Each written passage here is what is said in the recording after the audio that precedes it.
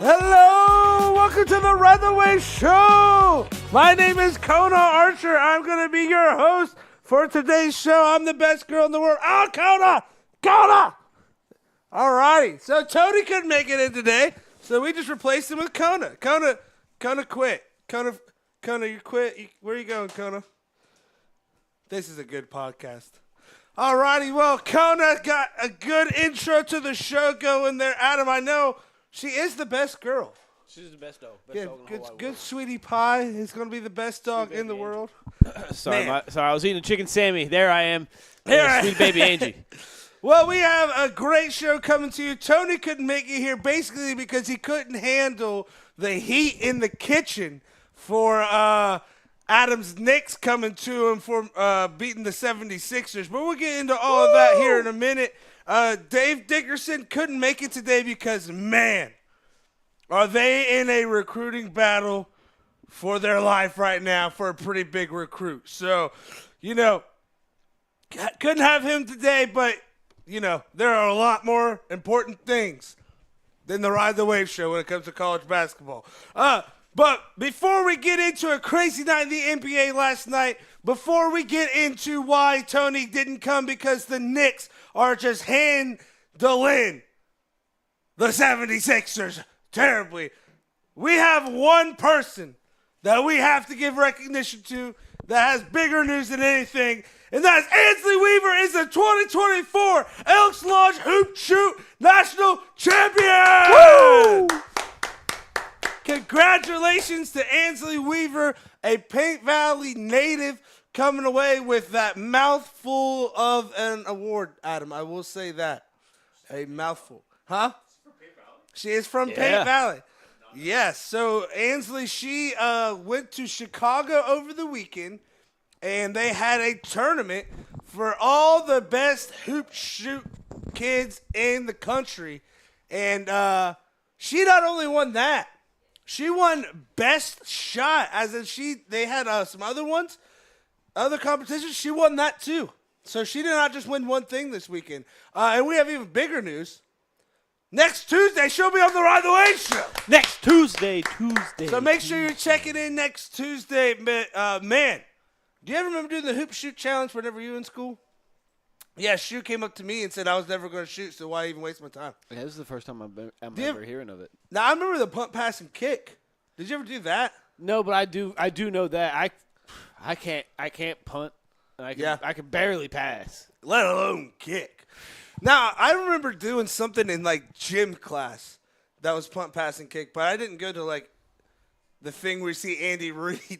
Yeah. Have you ever seen that picture of Andy Reid basically look like a 40-year-old? When he was he was 12 years old, and he was his size now. Yeah. Yeah. That was insane. Could you imagine walking out there and be like, I would have quit. A good chance. Yeah. I didn't learn how to punt until I was, 23 or something like that. Because, I never realized how, you had to, meet the ball halfway because I would always, I don't know. Yeah, because I thought it was almost like you – I thought you want to meet it kind of towards the bottom. Yeah. But then that kind of makes sense because then the more momentum going up would take care of that.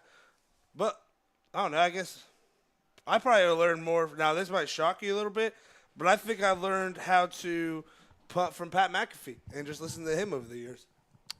I can't say the same. Yeah. Yeah, I can't say the same. All right, so let's get into the NBA playoffs, dude. It's been shaping up as a good one so far. Oh, dude. First one, Knicks down the Sixers last night. Well, how are you feeling, Knicks fan? Oh, dude, I'm glad Tony's not here. Oh, yeah? Yeah, because I watched the end of that Knicks game, that Knicks-Philadelphia game. Some had maybe and boy, am I glad I'm a Knicks fan. No call, no problem, baby. I was going to say, some might say there was a missed timeout call there, Adam. Yeah, well, I was thinking of a foul, but... Well, I don't think either of them happened. Some might say there were a lot of missed calls. Actually, somebody that might say that would be the 76ers organizations. They literally have filed a grievance with the NBA saying that the fouls have not been fair in the first two games. Well, my life's not been fair as a Knicks fan. So they can go ahead and take their 76er asses on. They had Allen Iverson. I haven't had nobody since, Hey, you had Melo. Yeah, well, he didn't do much there. He He's did my not, favorite. dude. I love him. I will say, love him, listen, but he didn't do much. I gotta ask, now that we're here, the return of Melo to New York was great. He, as a player, I feel like probably played great as a Knick, but man, he did not really give you guys. He didn't play good team ball. Well, not the Knicks. Like he did. Like Denver Melo.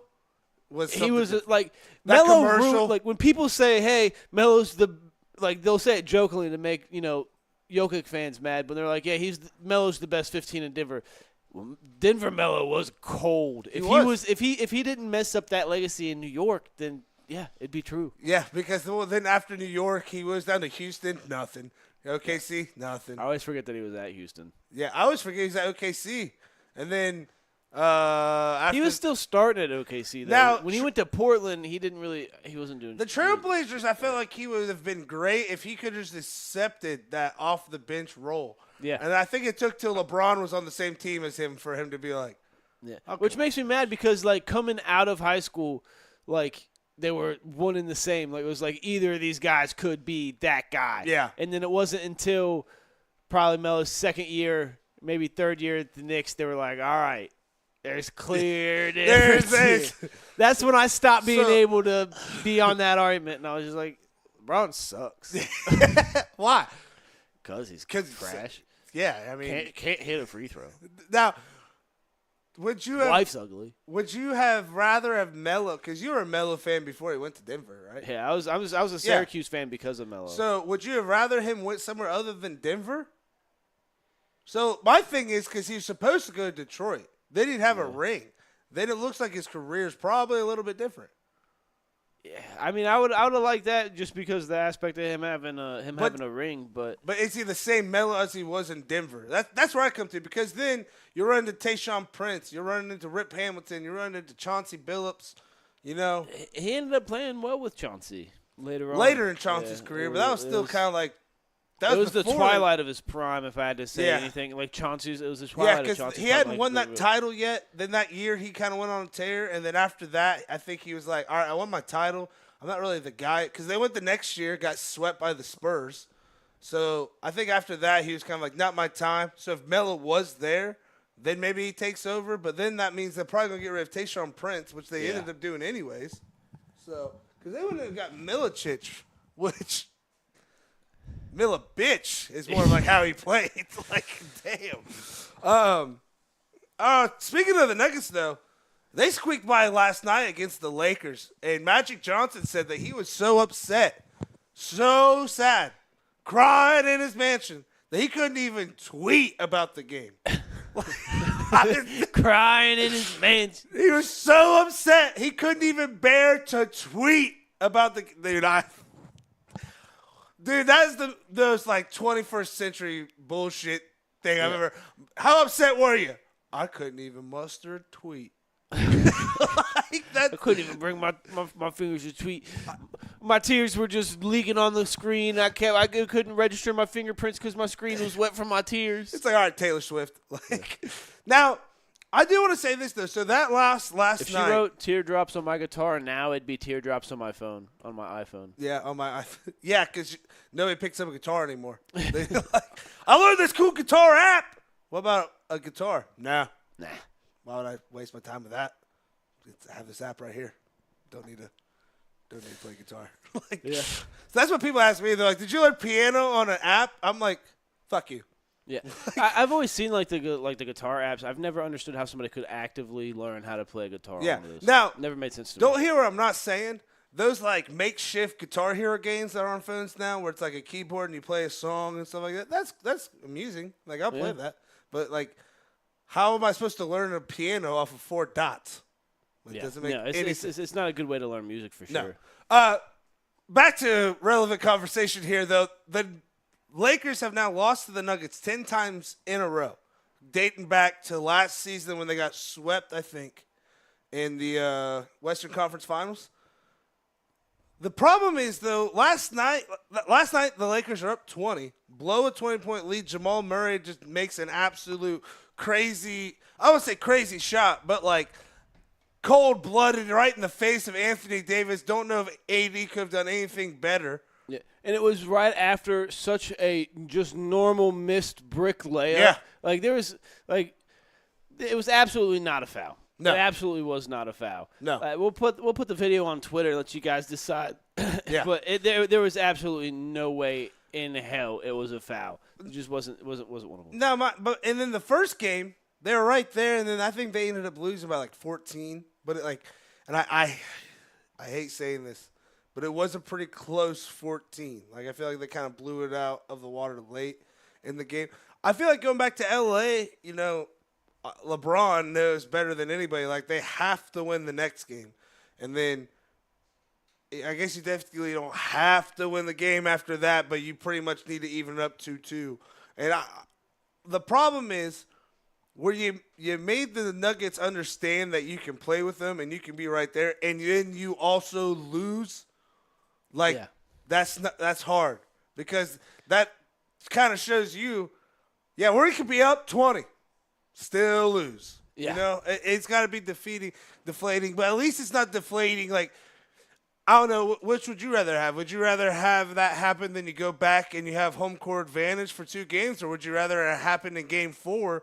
And then the series is either over or you're going back to Denver afterwards. I mean, I'd rather it happen in Game 2, go back to L.A., get in front of my home fans again, and try to get it rolling. You definitely don't want to lose the season blowing a 20-point lead. Yeah, and losing at the buzzer. That's just me personally. I'd rather have that happen early on because that's still something they can bounce back. Because that's Game 1, right? They have Game 2, and so Game 3 coming up. They have Vanderbilt coming back, and everybody looks at him for offense, but I think more than anything, him on defense to help switch on Jokic with AD. Because AD's been playing well. Did you see what he said about Defensive Player of the Year? I don't know if I agree with that. I personally don't think I don't think Rudy Gobert should be in it every single year because I think Rudy's soft. I hate Rudy Gobert. Oh, I do too. All my homies hate Rudy Gobert. There's a whole song about it. Came out right when COVID happened because he canceled the NBA season. Shockwave Blue. He's a pussy. Yeah. But the Wemby being in as if you're telling me Wembanyama had a better defensive year this year, impacting the game than AD, I mean, I guess show me the tape. I'm not going to tell you you're wrong, but the stat that I saw was halfway through the season, right before the All-Star break. Wembanyama had the same stat line. Actually, his stat was a little bit better blocks, maybe I want to say a couple defensive rebounds better. His stat line was just slightly better than Rudy Gobert's was at the end of the season winning Defensive Player of the Year last year. Okay. So I mean, he's probably there. I mean, he's got that height, so it does probably help him a lot on the defensive end. I want to know, man. My biggest thing that I was wrong about is how well he plays out at the perimeter. He moves well for how big he is. I always thought he was going to be somebody that just didn't really move well. Was going to be injury prone, just somebody that's just too big and too small.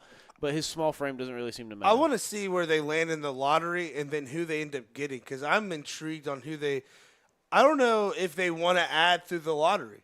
Yeah. This is just me on outside looking in, kind of trying to get creative. But it's I got Wembanyama and he's young. Do I want to get another young guy and them learn together and grow? Or is it, Wembanyama played his rookie year. He seems to fit in. I think his teammates were the bigger flaw than anything because they just wouldn't give him the fucking ball. Yeah, but I think you trade that pick and try and get a big star coming in and then build some role pieces around him and let it go that way. My thing is, so I'll say it this way. I lost when I put the GM cap on, you got to know that, I was big on Jabari Parker. Yeah. Dennis Smith Jr., the tape didn't lie on him coming out of college. He was that guy, So Wembanyama, I would have passed on him. Yeah. I've made bad calls when it comes to being a GM, but I do have to agree with you there. I think you try to get a veteran, maybe a small forward shooting guard. I don't know if you want necessarily a point guard. Yeah. But maybe some of this. I don't know if you want to go with a big either. It's kind of weird where you want to go, but it's if this was the draft class of 03, 2011, 96, even I want to say it was Zion's year. I can't remember exactly what year that was. I want to say it was 18 or something like that. If it was a draft class like that where there's a Ja Morant in there or somebody else that looks like another rookie you can plug and play, yeah, But looking at this, I just don't see that. Like I don't see a single player. I don't see a G League player.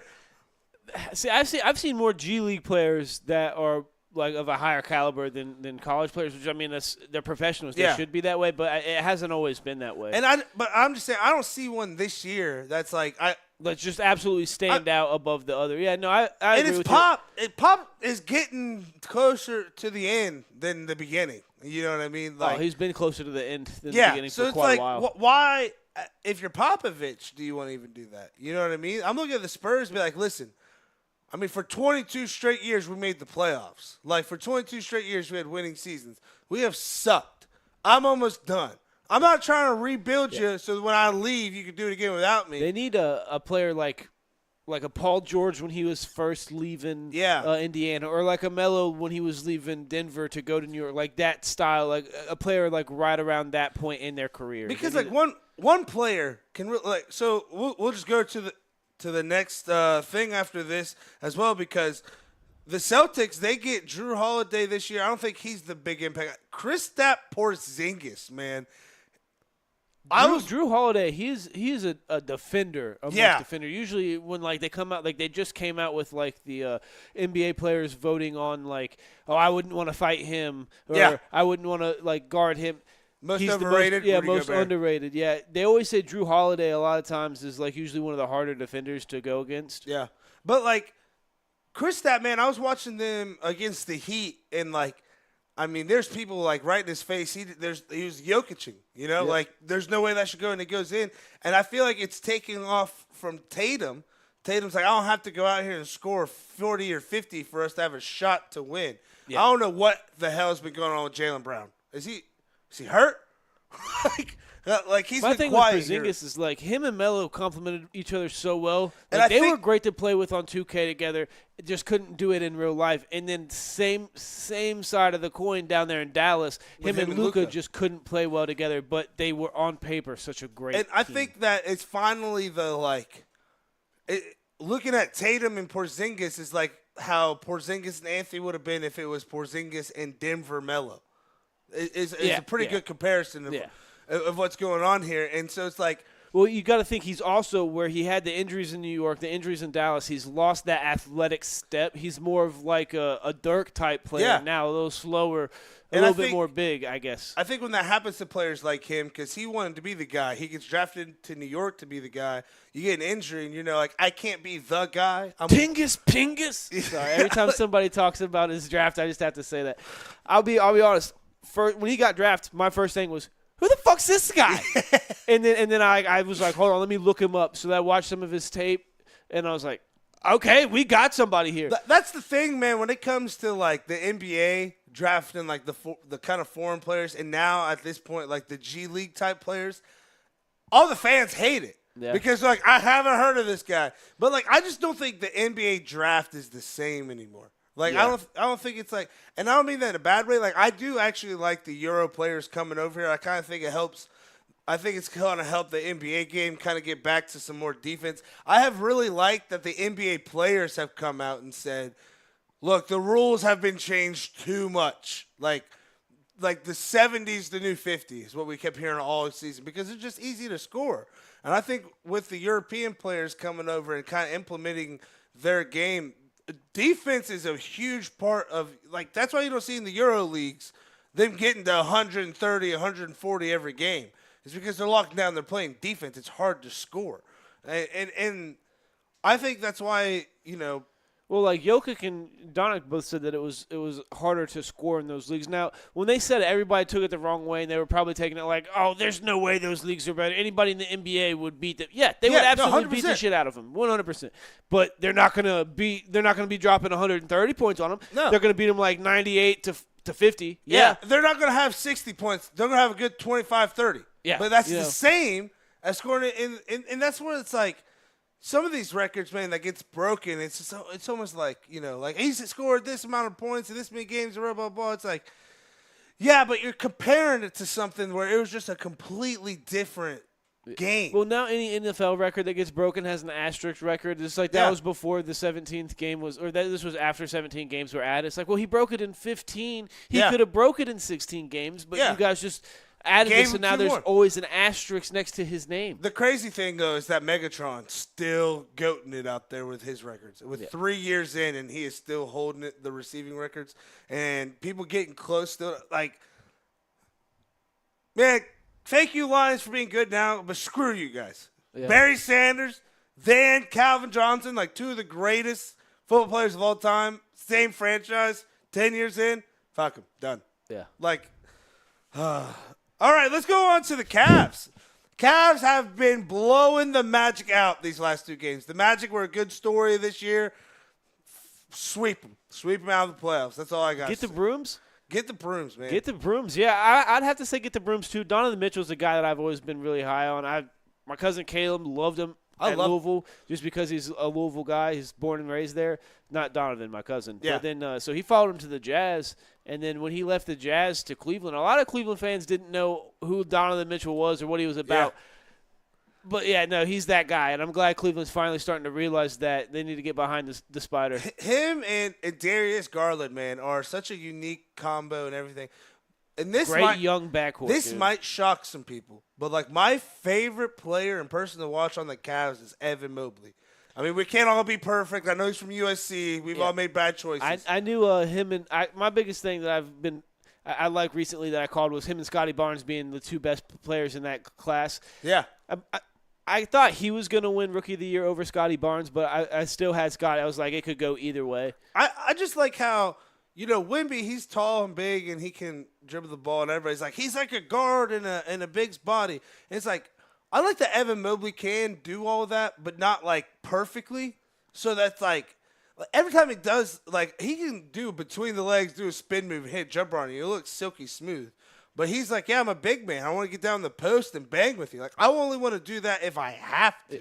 Which leads me to my favorite player to watch in the Cavs, other than Donovan Mitchell, is going to be Jared Allen. Yeah. Like, I love boy. Jared Allen. Dude, the afro. Yeah, playing in fantasy for so long, I had a team, Gin and Jarrett, and I just did the Gin and Juice logo that Snoop had, and I cropped Jared Allen on there. One thing I like about these Cavs, though, is last year they got swept by your Knicks, I'm pretty sure, in the first round. I didn't know if it was a sweep or yeah, not. I'm pretty sure it's a clean 4-0 sweep. And one thing I really loved about it was Jared Allen, because I don't think Donovan – that's why they went and got Donovan Mitchell, right? This is his second year in, yeah. But Jared Allen – I don't know if he played in the – I think he got hurt. Yeah, that's why I wanted to say he got hurt or something like that. Because I remember thinking like it didn't feel like a test or like a true proven second round. So it's still like when the Knicks lost the next round, I was like, well, they still lost the first round. I just like too, though, that like Jared Allen, Evan Mobley, Darius Garland, like all of them. But Jared Allen was the loudest when they were like, hey, listen, sometimes the lights get bright and you rise, and sometimes the lights get bright and we fold. We folded. Yeah. Next year we're ready to come back. They withered under the lights of Madison Square Garden. Yeah. The mecca of basketball. Yeah, but I like how they're like, we're not going to come out here and say, oh, we just didn't do good. It's like, no, we know what happened. We folded. Like, we're going to come back next year and be ready for this. And I don't know. I just like when players don't give fake-ass answers. Yeah. Like, they're just real. So this is my thing is Philadelphia pushing the panic button if they lose to the Knicks here, if they get swept or something like that? Because they're down 0-2. No, they're going to push the panic button for one reason only. Joel Embiid is going to either leave or get traded. Yeah. That's why. My thing is, if you're a 76er fan, are you more pissed off at the organization or Joel Embiid? Because at that point, you're like, we've trusted the process. The process isn't working. I don't know. That's a good question. Because I feel like, he won MVP last year, but I feel like Jokic was still the best player in the league. So I feel like Joel Embiid has done what his part of the process was to do. He came in. I mean, him coming out of Kansas, I watched him because him and Wiggins were that one and done from Kansas coming in, and I was like, man, like that's just going to be another top 4 bust pick. Like, you know what I mean? Like they're just going to draft him, and he ain't going to do anything, and then he's out his whole first year because of his foot. Yeah, that was my thing. I didn't realize that he was on that Kansas team. I knew Wiggins was there. And he was his center. I didn't know that. I didn't know that was the same year because Wiggins went 1 and then he went, I'm pretty sure 4 to the Sixers. I'm not 100%.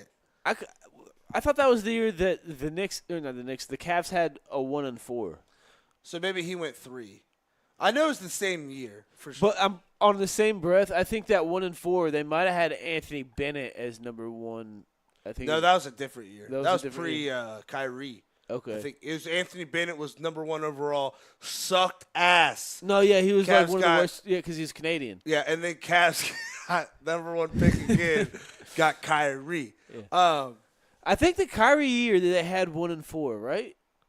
I know one year they had 1-4. Yeah, because it was because they ended up trading Wiggins. Them and the Browns. Yeah. Had 1-4, but I don't think it was the same year. And it still didn't have a championship in Cleveland for years. Hey, we won a playoff game, buddy. Years to come, still hadn't won a championship. What were we just talking about again? Oh, yeah, Embiid. So I feel like, whenever it's kind of weird to say you get drafted we'll go at least top 5 overall, and you come in, and I feel like there just wasn't a lot of expectation for him because really everybody was looking Ben Simmons. The next season comes in. That's the savior. Well, as we can all see, Ben Simmons was just over freaking hyped. Terribly. So then you get Harden in there, you get Maxey. He was picked 3rd overall. You gotta be more pissed off at the organization. Yeah. Embiid was picked 3rd overall. He was yeah. So but as a 76er fan, are you thinking obviously you're not. I'm just thinking if Tony was here, he'd be able to answer this. Are you more ready to move on? It's like, all right, I'm more pissed at the organization, but let's get out of Joel Embiid. Let's get him out of here. Like, you're just trying to restart the whole process, maybe get somebody else, somebody that's just because maybe Joel just isn't the right piece for the process. With Nick Nurse being his first year there, I say he probably has at least one more year. And then my thing is, though, this is what I think is always tricky with NBA, NFL, MLB, NHL franchises. It's like, I don't think with Embiid, you're winning a title. I don't think without Embiid, you're winning a title. So it's like, what do you do? And, whenever fans look at these owners, we just do a money grab. It's like, okay. That was the only thing I could do. Yeah, it's like, I'm not winning the title. So why would I just get rid of this great player that people will pay to come see to just suck? And then something else I wanted to ask you about. It's a little bit off the topic, but it's on the same topic. So what do you feel about Tom Thibodeau getting least favorite head coach, or everybody's like, I would least like to play with Tom Thibodeau? Tells me he likes fucking defense. Yeah, he likes winning. Yeah, the Knicks seem to like him. Yeah. I know Josh Hart's always liking him. It's always the players that aren't playing for Thibs that would hate to play for him. But you ever go talk to the players that are playing for Thibs? Like Jimmy Butler. So many people hated playing for Bob Knight. Yeah. I know Kenny the Jet Smith said he would never, him and Coach K, he was like, I'd never even look at an offer from either of them because because I remember when he said that on Open Court, Ernie goes, he could have been telling you that he doesn't want you to try out for his team. Yeah. He goes, yeah, I'd never know because I wouldn't even consider him. It's like too much of a hard ass. It's like they actually send him letters, but hey, Kenny, just want to know you actually suck. Yeah, do not try out for my team. No. I think, but look at Jimmy Butler. He's like, I'll go to Minnesota to play for this guy. No one says that. Rudy Gobert got sent there reluctantly. I remember Anthony Edwards when he got drafted there, number 1. I wish Jimmy Butler would say, let me go to New York and play. Yeah. I think the only thing there is how heated – because don't the Heat and the Knicks kind of have a pretty good rivalry going right now? Now they do, yeah. Yeah, I think that's the only reason – that rivalry kind of started because the Knicks would always run into the Heat, the LeBron James Heat, and they were the last person to beat LeBron in the first round before he went on that stretch of just sweeping everybody in the first round. Yeah. That's the biggest reason why I hated LeBron for the longest time is he kept the Knicks out of the playoffs. He kept them in the first round. See, my thing is I've always kind of liked the Knicks until the dude Dolan. Is that the one that owns it? Yeah. Fuck that guy. I think it's Richard. No, it's not Richard Dolan. It's the son Dolan. Yeah. But he just seems like a douche, and I just feel like they're They just recently. I don't know if they just recently started with. I think they didn't have it for very long. But I just think, after Melo left, the Knicks didn't really. I feel like the biggest letdown in Knicks franchise history as of recently, since like 2000. We'll say like 2000, right? Yeah, we'll It's just say been 2000. Yeah. was Phil Jackson being the vice president of basketball and didn't do shit. Yeah, just shat the bed. Yeah.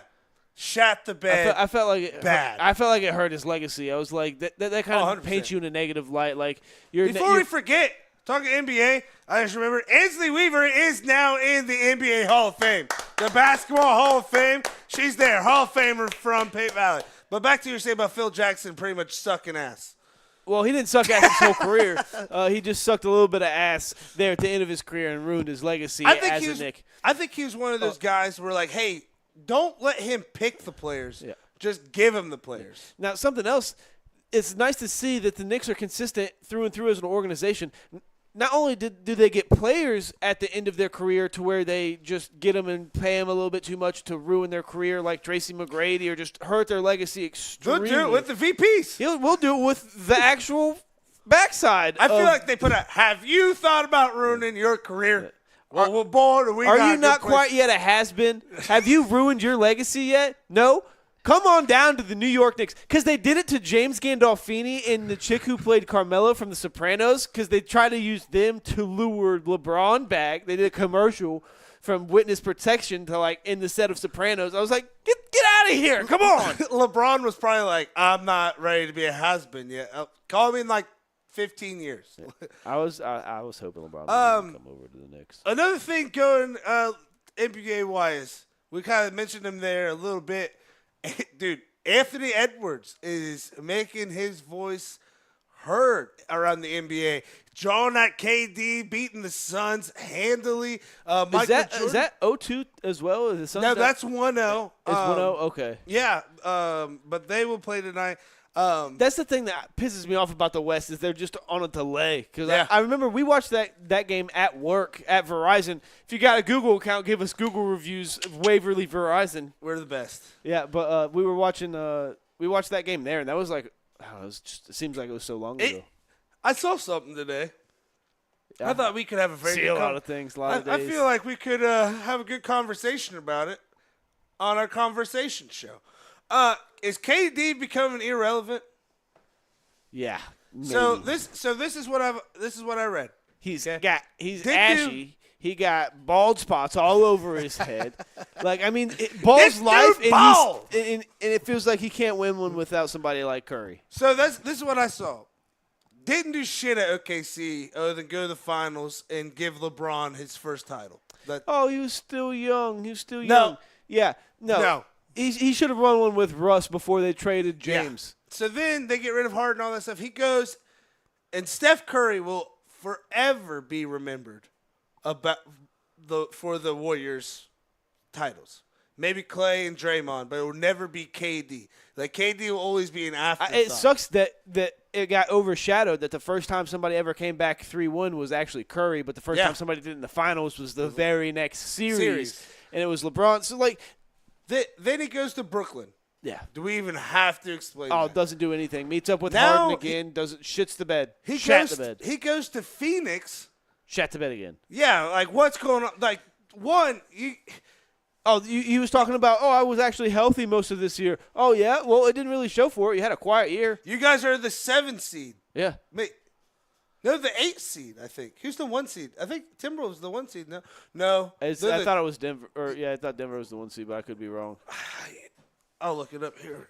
I got it right here in front of me, buddy. But, yeah, it's just coming to my – like, so he's a great scorer. Everybody thought that he was – whenever he hit that shot in front of LeBron in the finals with the Warriors. They are the 6th seed. The 1 seed is Oklahoma City and who Boston. We need to talk about here in a minute. Yeah. But, no, it's just – I think KD, unless he wins a title I don't think even if he wins a title at Phoenix because he's got Devin Booker. It can't be Phoenix. Yeah, it's got to be some – I don't think – his legacy is like, the answer if people want to turn – and I'll start this off by saying I'm a LeBron hater, right?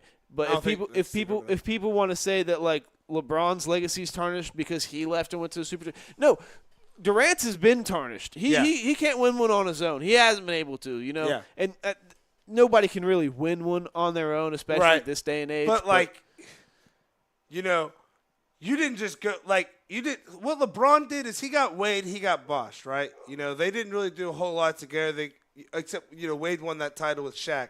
Bosh was up in Toronto, pretty irrelevant. And they kind of came together, and they had to still figure it out. They didn't win the first time. Yeah. So they had to go through those hard times. LeBron had to look inside himself, come out. They went back to back. LeBron is the dude of that team. He's the reason that they win. They go to Cleveland. Yes, they have Kyrie and they have Kevin Love, but in the finals, it was LeBron and Kyrie. Nobody says anything if you're the Spurs and you just so happen to draft David Robinson for so long, and then Tim Duncan. Then get him on a hurt year, and then have them side by side for a year, and then it just so happens that you also draft Manu Ginobili and Tony Parker. And then you have a big three that you drafted, and it's not like, oh, we had to go out and get players. It's like, why does it matter? You had a big three, but sometimes I think about that big three, and I'm like, two of them are role players. Are Tony Parker and Manu even good? Yeah, they're role players. That's what I'm saying. So it's like, is a big three to us because how much they were winning? I think it turned into a big three because everybody's like, well, shit, all they got is Tim Duncan, Tony Parker, Manu. You know what I mean? They had Robert Horry there for a while, but he was kind of a floater. Man, that Spurs – for us to talk about the Spurs twice in one show, crazy. Yeah. But, man – as much as I hate them, those old Spurs teams were so good. They were so good. And so boring. I hate it. As much as I get called Tim Duncan a lot when I play basketball with people just because they're like, you kind of have a game like Tim Duncan. Yeah. And it's like old man, big man style. Like, I hit that bankboard a lot. Yeah. Especially in my younger years, it was more like Tim Duncan-esque. But, I just hated them growing up. Hated them because they were so good. I hated Manu. Don't know why. I think it's because my first favorite team growing up was the Pistons. Because the first basketball I can really remember watching is that finals versus the Pistons versus the Lakers, and I just go Pistons. Yeah. I don't know why, but I wanted the Pistons to win. They win. They're my favorite team. The next year get swept by the Spurs, so immediately fuck them. I hated Manu for the longest time, and then after it was like his last his victory tour, right? He split his nutsack for the third time in his career. And I was like, you have split your sack 3 times, and you're still out here playing basketball. If I split it once, I'm not walking again. I might be in a wheelchair for the rest of my life. Yeah. One more thing to get wrapped up here on the NBA talk is I do want to talk about the Thunder. Because we were just talking about KD being irrelevant, and that was my very long segue into this. I think with Chet and Shai and my boy, Gordon Hayward, man, dude, if they go on to a finals or win a finals, no one will give a shit about Kevin Durant in the OKC. No, not at all. So it's like then you really became irrelevant, you just. That's what Melo's running into with Denver fans. It's like you just became a good, really amazing player that was here. Yep. And honestly, people in Denver are probably liking the most about when Melo was playing was probably just the jerseys at this point. Oh, because dude, those jerseys were goated. Sick. Whether it's the light blues or the dark blues, it's or even the their material arrays. for me, man. The material where there's nice, silky smooth. Can we talk about how OKC is number 1 seed in the West and they're still 7 games behind Boston? Yeah, and Boston's still. I'm stamping it. They're not winning the title. I don't know if they make it to. I'm hoping the Knicks go to the first finals. Yeah. Since forever. I was surprised that the Knicks ended up with the 2 seed because they're towards the last month. It was 49-50. Yeah. Games won. So I know the last game of the season, I got a notification on my phone was hey, the Knicks are battling. If they win this, because I'm pretty sure they played with Milwaukee, or if they didn't, Milwaukee played and lost right before. It's the Knicks are battling for second place. Yeah. And I was like, I got to get to a TV. I got to get to a TV.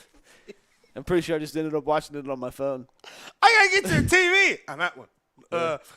No, so tonight we got Bucks-Pacers. The Bucks are up 1-0.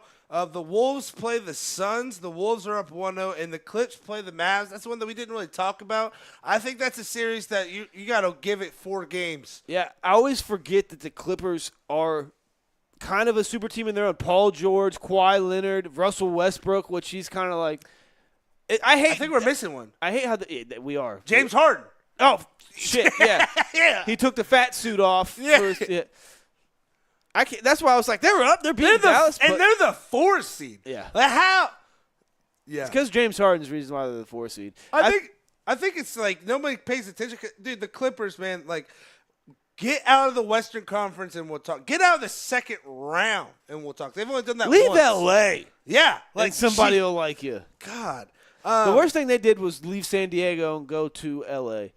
Alrighty, well, that's the wrap of our NBA talk. We're going to take a quick, about 5-10 minute break here to get established, and then we have 500 wins head coach coming on, and Ron Allen here in just a few minutes. Stick around. We'll be right back.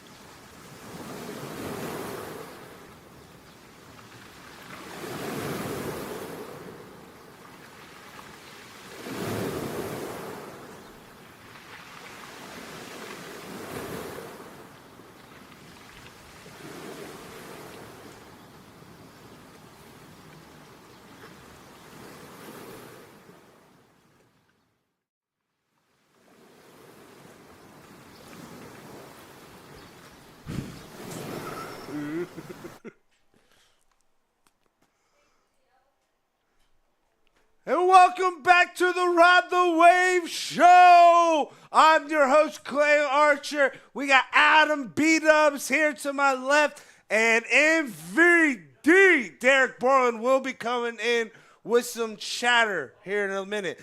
Before we get going, I wanted to get Tony's words in for a couple of discussions that we had.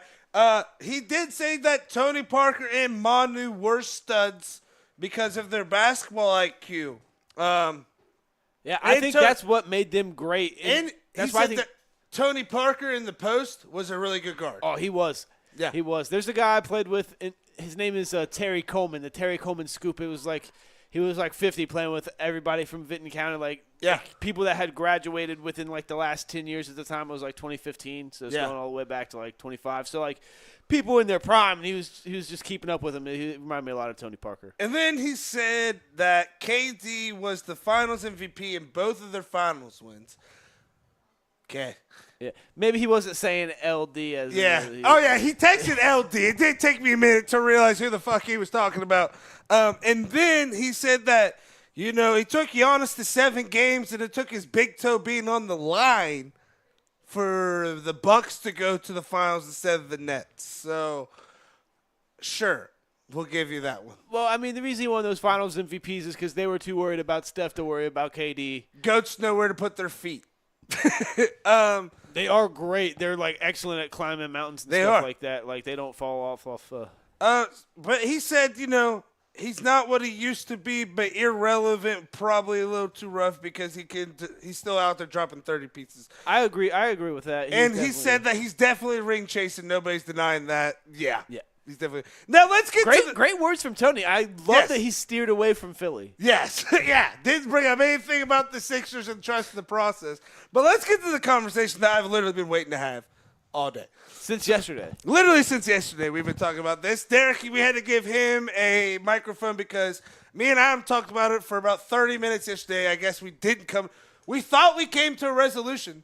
Yeah. And then we started talking about it before the show, and we were like, we have obviously not figured this out. So here we are. Let's have a good discussion. Which is more threatening, land animals or sea animals? So I'll go first here.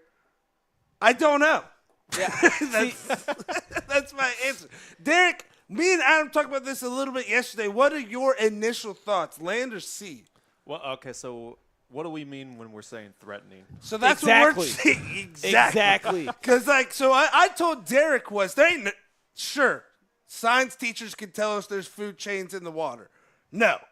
Water, I feel like they just go around, eat smaller thing.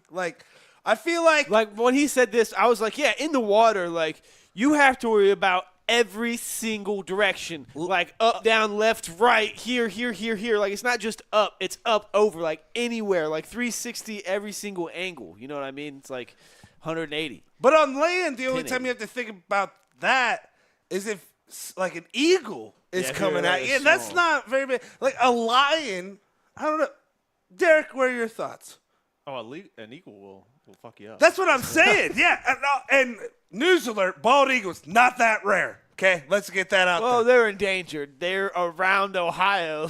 Not that rare. But it is. So here's my thoughts on, if you're in the water, especially if you're in the ocean or around Australia, I think it's more life-threatening, very easy to die because everything out there is faster than you. There's no getting away from it if it's. You're not. Michael Phelps can be a good swimmer, but he ain't getting away from him. Yeah. Call him a fish all you want. But I think that land animals are more brutal.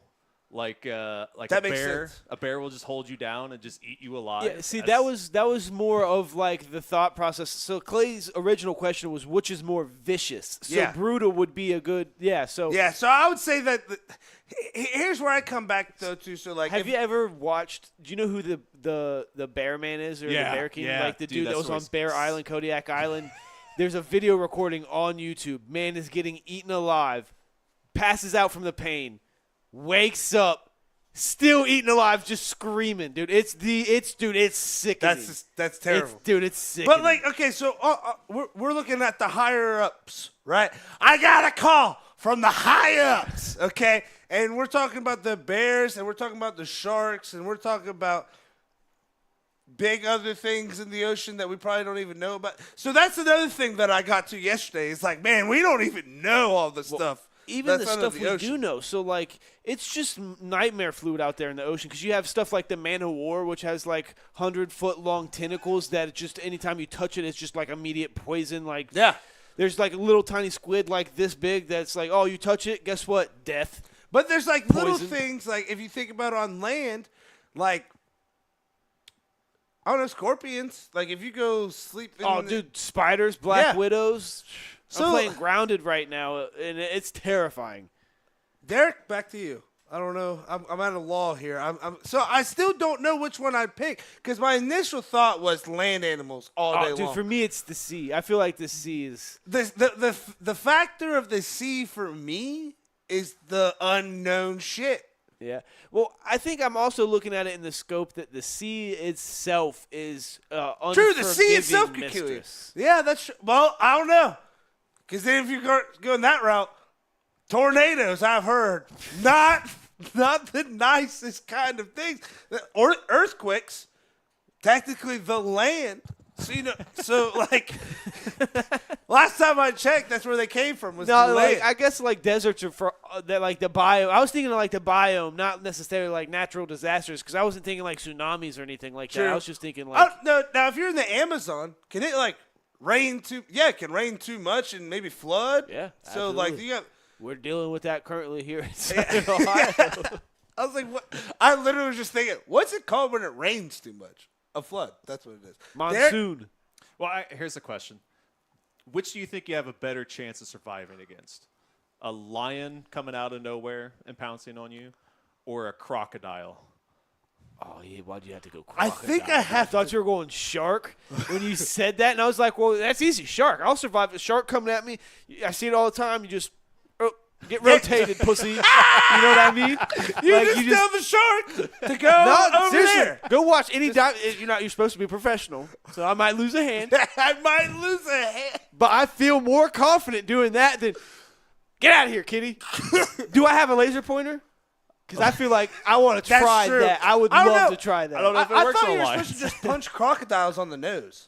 Am I That's thinking of- sharks. Yeah, that's sharks. See? You're not even going to know a crocodile's attack. I'm that's gonna what- go where punch it the has crocodile, and it's Oh, just dude. gonna. I'm not It's gonna get you by arm. Hold on. So I don't know, Derek, because that lion. I don't know. I do like Lion King, Simba. So maybe they'll know I like the Lion King. Like, this is a pretty cool fella. Yeah, that's basically like asking, like, do you want to die or do you want to like die? Like, which one you want? Death, faster, or even faster? I think when it comes down to it, Derek, I've seen an alligator in the wild.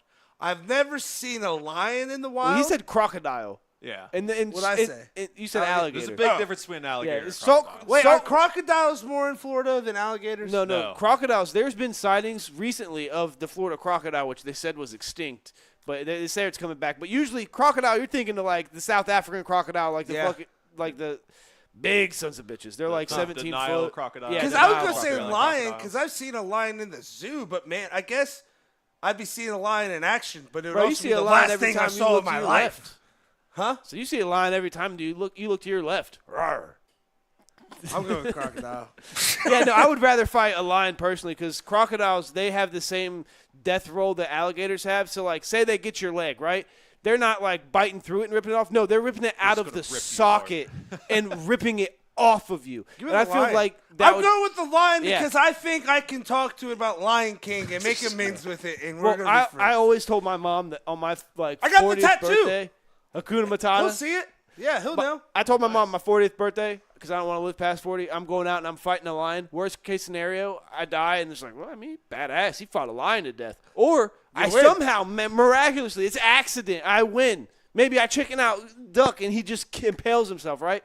Then I'm the man who killed a lion, and I can live the rest of my Yeah. life like that until I'm died of an old That's man. way cool. Like, me at 53, I just have to fight my heart. So that's Goku gonna be- did that. Yeah, so that's going to be pretty hard to do. So Water. I'm sticking with it. Water is every show. It worked the first show. hey, not but since. hey, they've 2-0 in the playoffs. Yeah. And staying on Sixers are down. Yeah.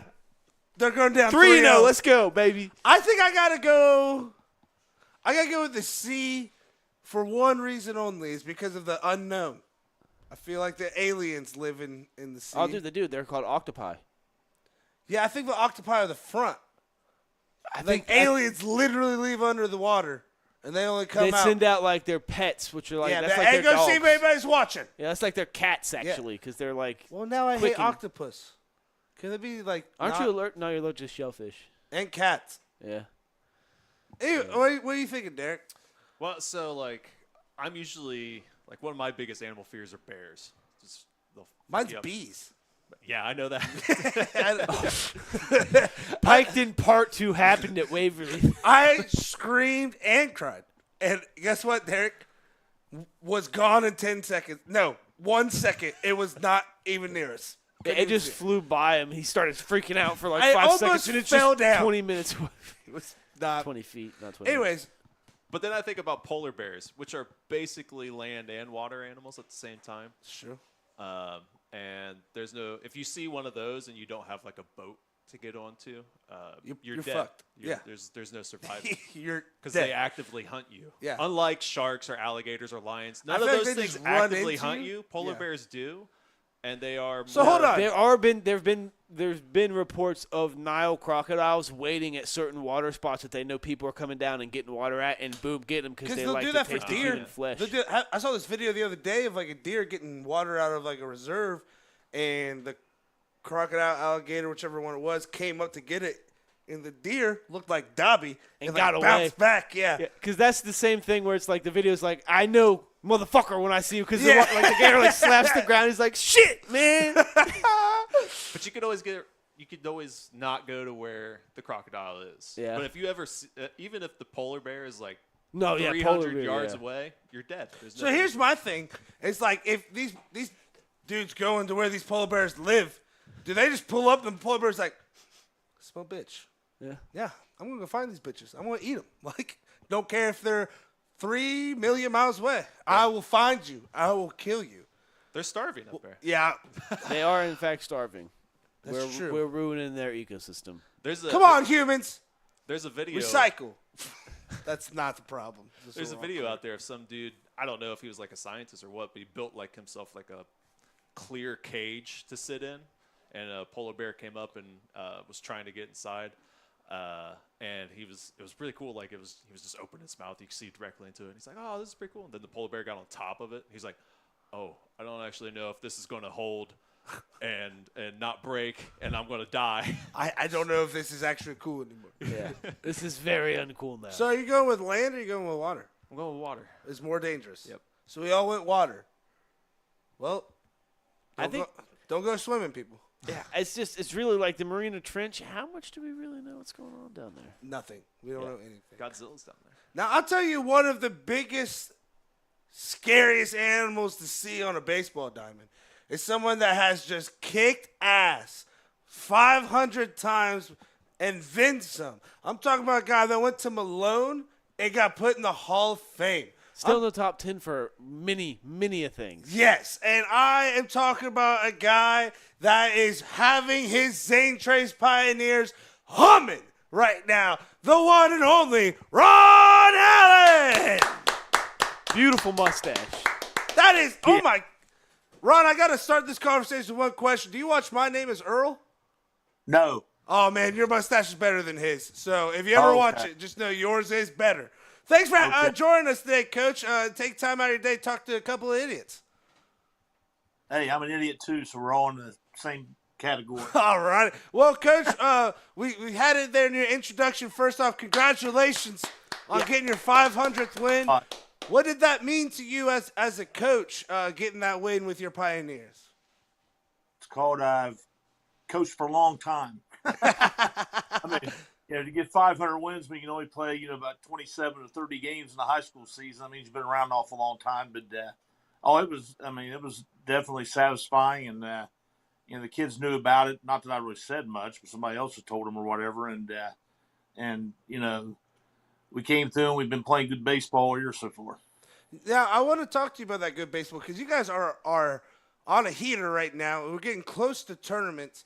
One thing that I've always kind of admired with the SVC when it comes to baseball is, man, I feel like the SVC gives each other a bunch of great competition to get them prepared to going into the tournament. So can you kind of talk about, what it's like playing in the SVC, getting you ready to go on those deep tournament runs? Yes, I mean I coached in the SOC for a few years before I moved up here, and SVC baseball is about one of the best leagues around. I mean, year in and year out from top to bottom. Uh, we battle every night, every Monday, Wednesday, and Friday night, and the teams are, like this year we have probably 3 or 4 top teams, but you also have the teams down in the bottom of the league that have at least 1 or 2 pitchers that can challenge you any night. And that's the way it's been all year. And, we've been lucky so far that we've been able to, win a lot of close games. And also our pitching and defense has been very strong this year. Now, I want to ask because I feel like, Zane Trace, they were good in football this year. They're good in basketball. Do you see, something as a baseball coach where this is their third sport of the school year, where it kind of gets in those crunch time moments and you can – do you think that they rise to the occasion a little bit more by baseball season, or do you think it's where it's a different animal, they got to kind of figure it out a little differently? Well, baseball is a completely different game than the other two. Right. It's a failure game, and get your mind mentally more than physically. But I have a lot of 2 and 3 sport athletes that play, and I've always had it that way. And I encourage the kids to play every sport. I played every sport in high school all the way through, football, basketball, baseball. And I would never tell a kid not to play a sport or whatever, because I think that edge, definitely gives, an advantage to your team when you have those kids that are out there on the athletic fields all the time. Absolutely. And that this year, and I think we have a bunch of guys right now that coach in our school district that encourage the kids to play, multiple sports every year, which does nothing but help. I completely agree with that. I think it does a lot more, too, than just help the athlete in, getting better for the next sport and stuff like that. I think it also helps them still get in touch with the community, because you got a lot of people that are big wrestler fans that don't really watch football or baseball. They'll learn about the kid that way, vice versa with baseball or vice versa with basketball. Now, I want to go back around to your playing career, man. I was looking you up today, and my phone actually ran out scrolling before I got to the end of all your accomplishments. When did you kind of know, playing in your playing career, that baseball was kind of like your sport? Baseball was always my sport. I played football and basketball in high school, and was a pretty good football player, a role player in basketball, and played all the way through. But baseball was always my favorite sport all the way growing up, and playing in the spring and the summer. And, I knew that was a sport that could get me into college somewhere and play. Right. And even though I was, recruited a little bit for football and stuff, but it's always been my love, and that's, I've always been that way as far as playing. And actually, I just got done playing. I quit playing when I was 52 years old. Hell yeah. Hell yeah. Love hearing that. I just hope to make it to 52, Ron. I played the 25 and over wooden bat league in Columbus for years. Hell yeah. I played in tournaments all over the country and stuff. And, I'm a little too old for that now, but, coaching just comes along with it as far as, it's still part of the game. I love playing the game and I love coaching, but, probably I'd rather play. Right. Did there ever come that time? I can't play anymore though. Did there ever come that time where did you always think about coaching afterwards, or did there come a time where you were playing and you're like, hey, I might be getting close to being done. I don't want to walk away from the game, so coaching is like that next best thing. Yeah, I've coached ever since I got out of college. Okay. So, there was a couple of years I didn't coach or whatever when I was just substituting as a teacher or whatever. But I started coaching when I was about 25, and as an assistant coach or head coach, one of the two. So I've been in. Even though I've only been a head coach for 28 years, I've been assistant at a couple of different schools or whatever and helped out but ever since 90. Well, I coached 91 at Minford, then 96 through 99 at Portsmouth Clay. And that's when I came to St. Grace in 99. I've been there ever since. Now, I've seen that you've gone on a lot of runs through the tournament, whether it be a player, whether it be a coach. you're not allergic to winning. We'll say that. Now, whenever I was in high school, one thing I noticed, because we had a pretty good team, but I had Mason McCloy and Anthony McFadden as our 1-2 pitchers, and I felt Oh, like yeah.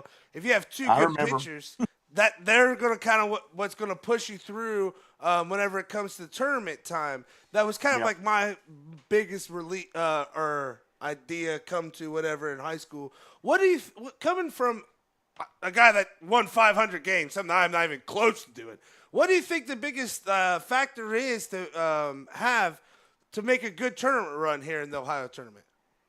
I'm telling you, everybody's going to throw their best pitcher whenever you get in the tournaments most of the time. The top Right. 1 or 2 pitchers, you've got to score runs. Hell yeah. I mean, simple as that. I mean, some people look at it the opposite way. You can shut down, the team with your best pitcher and your defense or whatever, but you've got to score runs to win games, especially at tournament time. Yeah. And that's, we kind of started out slow offensively this year or whatever. We're starting to, play a little better, hit the ball a little better last 3 or 4 games.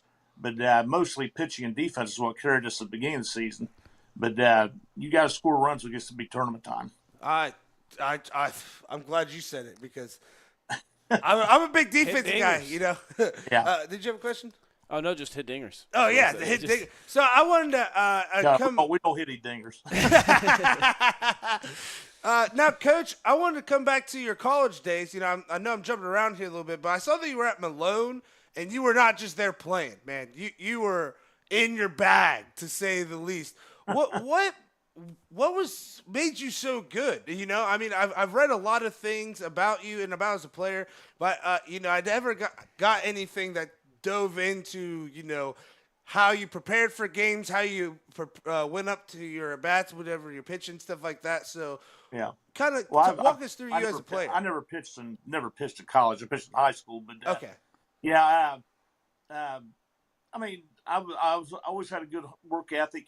I played for a great college coach, Bob Starcher, who has passed away now, but he instilled in us as far as our program and stuff here at Malone, which at that time was an NAIA program. Okay. Which now it's NCAA Division II. But just work ethic, playing as hard as you can, intense, ready to play all the time. That's what I try to instill in my kids. Yeah. But he was the kind of coach, the guy I played for in college, was he let the kids play, okay? And that's my philosophy as far as being a coach. I don't like controlling everything on the field. I like the kids to be able to play their game and not have any pressure on them as far as the coach, breathing down their neck all the time stuff. Hell yeah. Because we very seldom call pitches. We don't, I have like 3 or 4 signals.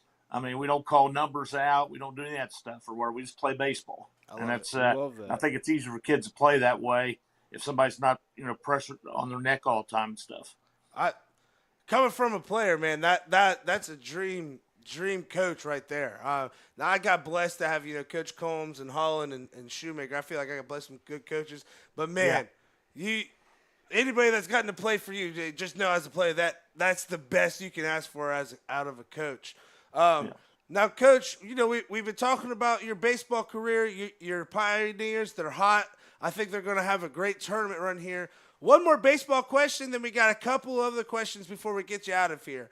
One of my favorite things about playing in this area is whenever you get to that district championship, you're going to the Paint Stadium to play those kind of games. Can you kind of tell us, what it's like for you as a coach? Because I've only experienced as a player. So what's it like as a coach whenever you're kind of walking into that stadium knowing, like, hey, we're on one of the biggest stages in the biggest games?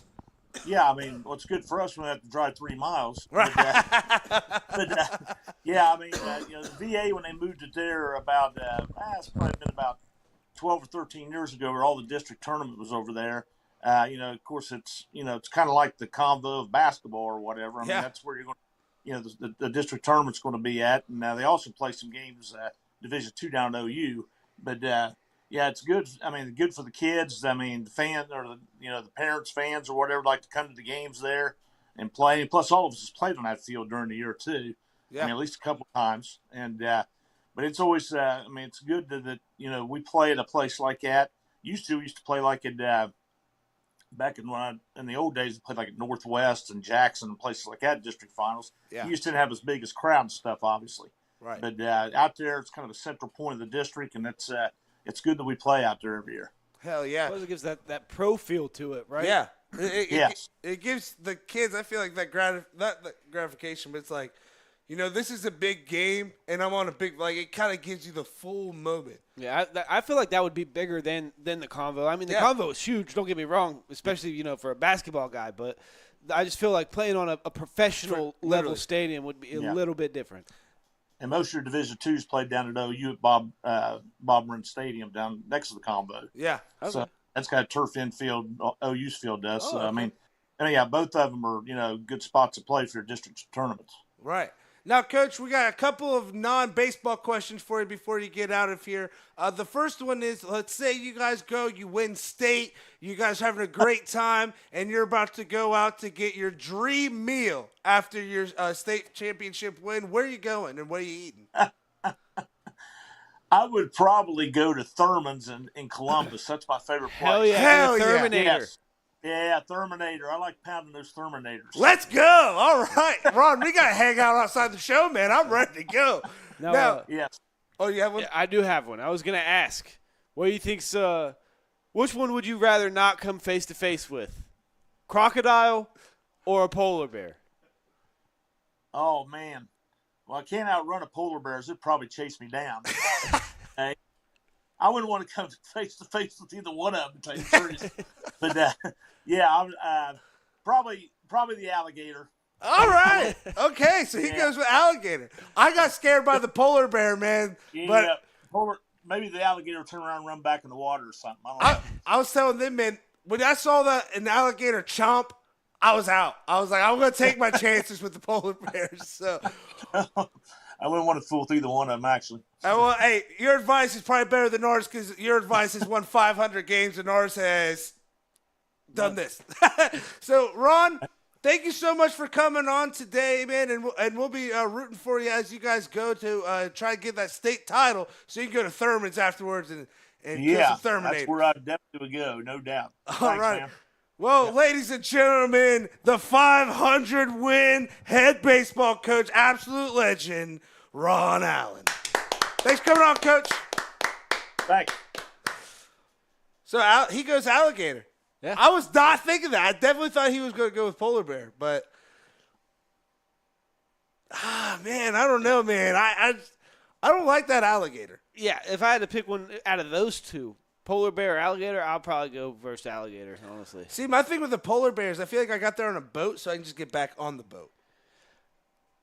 Yeah. Well, yeah, that's cheating. That's cheating. Now, have you ever seen one of my favorite shows growing up was Gator Boys? They had this dude on there. He was this bald-headed dude who would just go swimming. What's wrong with bald-headed guys? Nothing. He was badass. Okay. I'm about to describe how badass he was. You hear that? He'd be swimming in the channels, go down there and get gators, and then just take them out. Well, guess who else was? Yeah. Guess who else was swimming in channels? Timmy Johnny Turner. Sins. He's a great bald guy. Man. Bald guy, Jack of many trades. Does it all. He did what to many trades? He'll do anything. Well, He can do anything. He will do anything, and he has done it. Anything. Anything. Anything. Anything. Anything. Anything. Okay. I wasn't gonna stop. I know. I was like, we're just gonna cut my tail off. Whoa, man, that was a great show. Hey, comment at us or message at us. Which one do you think's worse, land or sea? Because I need to get to the bottom. No. You said message at us like you're 1,000. I meant go on, message at us now, you youngins. Let us know what you all think. Message, comma. Hold on. That was what I'm talking about. At us. But now that I'm talking about, have you seen that tweet from Robert Griffin III where he goes, put that comma in the Hall of Fame? All in my ass. All in my ass. Oh, man, this is a terrible show. All righty. Well, I think that's going to wrap it up for us. We got some big things coming out of the Ride the Wave here soon. So make sure you check in our socials. I'm talking about. Make sure you're Google reviewing Yeah, Waverly Verizon. If you need a cell phone, you know where to go. Yeah. And if you don't need one and you just have a Google account, go ahead and get on that thing and Google review us. We get a bonus. Appreciate you. Okay, pay us. Thank you for free. Alrighty, well, ladies and gentlemen, we will see you next Tuesday for. I want to tell you a better show than this, but it probably won't be that much better. Tony Tone will be in, and we will have. Oh, it'll be better because Tony will be here. Oh yeah, Tony will be here. Oh, actually, it's going to be way better because we'll have a Hall of Famer, Ansley Weaver, calling into the show next week. So make sure you tune in for that. On another note, make sure you're being kind to people. Make sure you're reaching out to the ones that you love. And make sure you're just being a cool guy or girl. All right? Peace out, Girl Scouts. We love you.